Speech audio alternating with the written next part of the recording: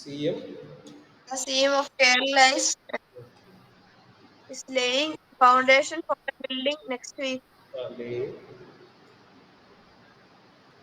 the foundation. FOUNDATION. Foundation stone for the auditorium.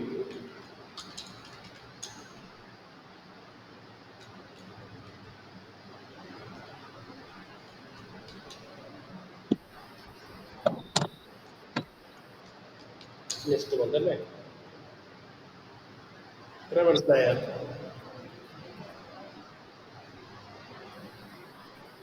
Sir.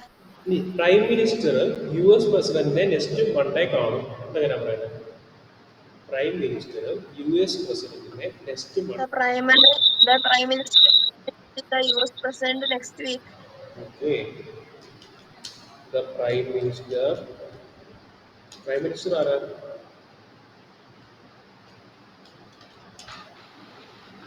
Prime minister. Narendra Modi. പ്രൈം മിനിസ്റ്ററിന്റെ P capital ആക്കണം, M capital ആക്കണം കേട്ടോ. Sir.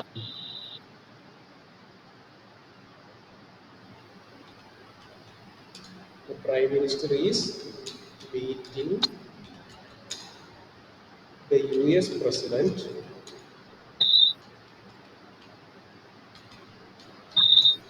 on Monday next. Monday next. Okay. Okay ആണോ? അവനിപ്പോൾ ഉറങ്ങുകയാണ്, അതെങ്ങനെ പറയുന്നത്? അപ്പൊ നമ്മൾ ഈ ഒരു ഇത് കഴിഞ്ഞു കേട്ടോ. Now sleeping. ഇപ്പൊ നമ്മൾ പറഞ്ഞില്ലേ ഈ use to express action in the immediate future, അതിന്റെ എക്സാമ്പിൾ ആണ് ഈ മൂന്നെണ്ണം കേട്ടോ. ഏതൊക്കെയാ? The simple present continuous tense is used to express an action in the immediate future. The examples are: she is getting married next week, the CM is laying the foundation stone for the auditorium next month, and then the Prime Minister is meeting US President on next Monday next. ഇതുപോലെ ഒരു 10 example എഴുതി എനിക്ക് അയക്കണം കേട്ടോ. ഇതിന്റെ simple present tense, simple present continuous ടെൻസിന്റെ ആ ഒരു ഫ്യൂച്ചർ ആക്ഷൻ എക്സ്പ്രസ് ചെയ്യുന്നത് കേട്ടോ. കേട്ടോ?